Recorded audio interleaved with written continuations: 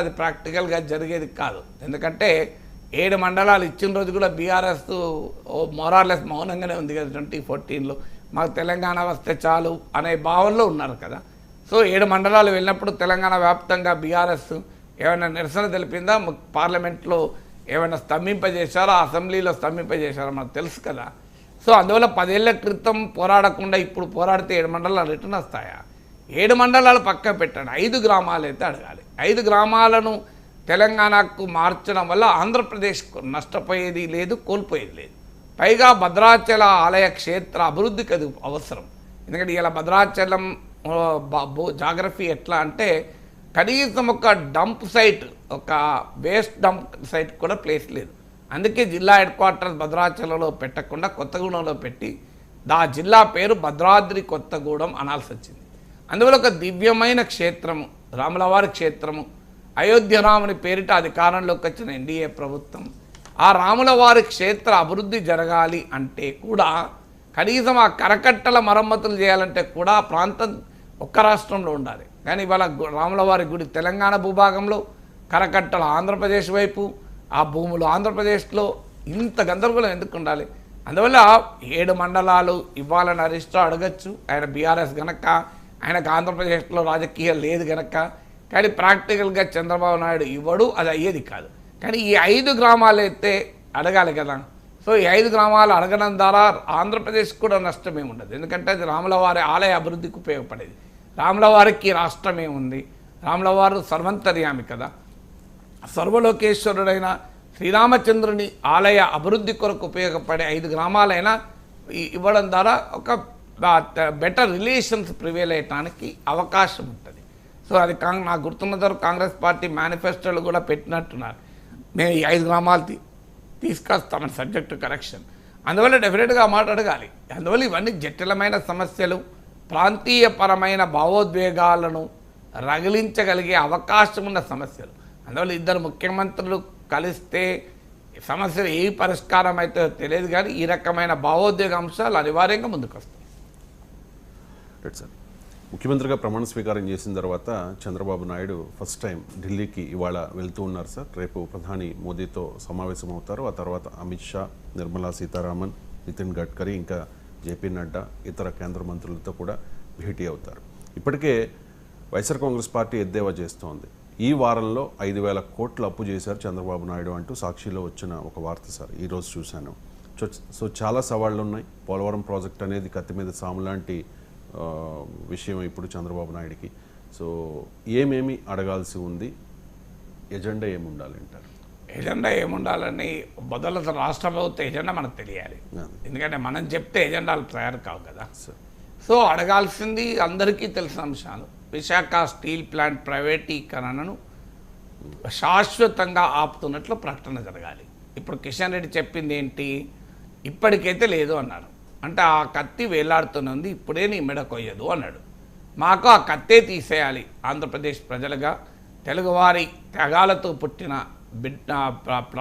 Plant అది. చంద్రబాబు నాయుడే చెప్పాడు, ఇది కేవలం ఒక ప్లాంట్ కాదు, ఇది సెంటిమెంటు, ఆంధ్రుల హక్కు, విశాఖ ఉక్కు అని త్యాగాలతో వచ్చిన ప్లాంట్, దీని ఒక కంపెనీగా చూడకూడదు అని చంద్రబాబు నాయుడే చెప్పాడు.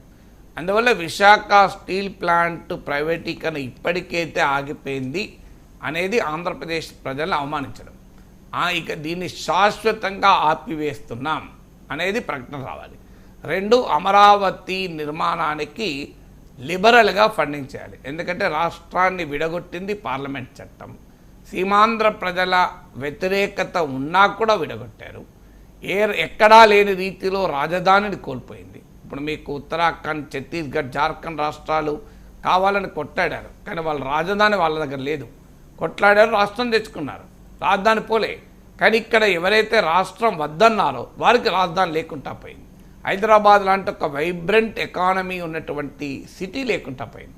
దాన్ని కంపెన్సేట్ చేయడానికి రాజధాని నిర్మాణం జరగాలి. ఎందుకంటే అమరావతిని emerging opportunity, rising city and emerging opportunity అంటున్నారు. అమరావతి ఇది గ్రోత్ సెంటర్ అంటున్నాడు చంద్రబాబు నాయుడు. అమరావతిని జగన్మోహన్ రెడ్డి చూసిన విధానం వేరు, చంద్రబాబు నాయుడు చూసిన విధానం వేరు. జగన్మోహన్ రెడ్డి ఏమో దాన్ని భారంగా, ఖర్చుగా, డ్రాగ్ ఆన్ ద ఎకానమీగా చూశారు. చంద్రబాబు నాయుడు ఏమో అమరావతిని ఎకనామిక్ ఆపర్చునిటీగా, ఆంధ్రప్రదేశ్ అభివృద్ధికి చోదక శక్తిగా చూస్తున్నారు. అందువల్ల అమరావతి పట్ల జగన్, చంద్రబాబుల దృక్పథంలోనే మౌలికమైన తేడా ఉంది. ఆ మౌలికమైన తేడా ఉంది కనుక ఆంధ్రప్రదేశ్ ఎకానమీ గ్రోత్ నర్వ్ సెంటర్గా ఉన్నటువంటి అమరావతికి కేంద్రం చాలా లిబరల్గా ఫండింగ్ చేయాలి. నా అభిప్రాయం అయితే కనీసం దాని 1,00,000 కోట్లు ఖర్చు అవుతుంది అంటున్నారు. రాజధాని అనేది వన్ టైం యాక్టివిటీ, మళ్ళీ నిర్మించరు. ఏం చంద్రబాబు నాయుడు పెంచిన 4,000 పింఛన్లకు మోడీని సాయం చేయమని అడగడం లేదు. వాస్తవంగా మేనిఫెస్టోలో అది కూడా చెప్పారు. కేంద్ర ప్రభుత్వ సహకారంతో మేము పథకాలు అమలు చేస్తామన్నారు. డబుల్ ఇంజన్ సర్కార్ అన్నారు. సో ఆ పథకాలకు తర్వాత వద్దాం. కానీ వన్ టైం అయినటువంటి అమరావతికి స్పెషల్ క్యాపిటల్ సిటీ గ్రాంట్ అని ఒక 50,000 కోట్లు, అది కూడా నేను రేపే ఇవ్వమని అంటలేదు, 10,000 కోట్ల చొప్పున 5 ఏళ్ల పాటు. అదా అసాధ్యమే కాదు. కేంద్ర బడ్జెట్ 45 లక్షల కోట్లు ఉంటుంది. 45 లక్షల కోట్ల బడ్జెట్ ప్రవేశపెడుతున్న కేంద్ర ప్రభుత్వం మా తెలుగు ఎంపీల మద్దతు మీద ఆధారపడ్డ ప్రభుత్వం, మా చంద్రబాబు నాయుడు మద్దతు పైన ఆధారపడ్డ ప్రభుత్వం, మా పవన్ కళ్యాణ్ మద్దతు పైన ఆధారపడ్డ ప్రభుత్వం. అందువల్ల అమరావతి నిర్మాణం వన్ టైం యాక్టివిటీ. 45 లక్షల కోట్ల బడ్జెట్ 45 లక్షలు ఉండొచ్చు బడ్జెట్ ఈసారి. 40 లక్షల కోట్ల పైగా ఉంటుంది. అందులో మేము అడుగుతున్నది ఎంత? 10,000 కోట్లు. అంటే ఎంత? 40 లక్షల కోట్లు 1% అయినా 40,000 కోట్లు. అందులో 10,000 కోట్లు అడుగుతున్నాం, అంటే 0.25% అడుగుతున్నాం.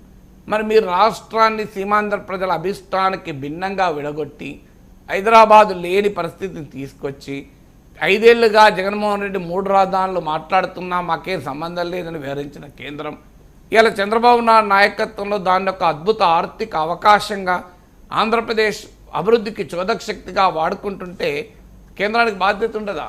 ఇది బీహార్తో సంబంధం ఏంది, వేరే రాష్ట్రంతో సంబంధం ఏంది? అట్లా అక్కడ ఆ రాష్ట్రాలకు ఏమైనా రాజధాని లేకుంటుందా? అందువల్ల ప్రత్యేక అమరావతి గ్రాంట్ కింద 50,000 కోట్లు 5 ఏళ్ల పీరియడ్లో 10,000 కోట్ల చొప్పున ఇవ్వాలి. ఇదేమి కేంద్రానికి భారం కాదు, 0.25% మాత్రమే. తర్వాత ఈ తెలుగు ఎన్డీఏ మేనిఫెస్టోలో చాలా క్లియర్గా ఏం చెప్పాను? కేంద్ర ప్రభుత్వ సహకారంతో మా సూపర్ 6 అమలు చేస్తామన్నారు. నాకు ఉన్న అంచనా ప్రకారం ఆంధ్రప్రదేశ్ బడ్జెట్ వనరులతోనే సూపర్ 6 అమలు కావడం మామూలు విషయం కాదు ఇప్పుడున్న పరిస్థితుల్లో. అది సాధ్యాలు ప్రభుత్వం చెప్తుంది.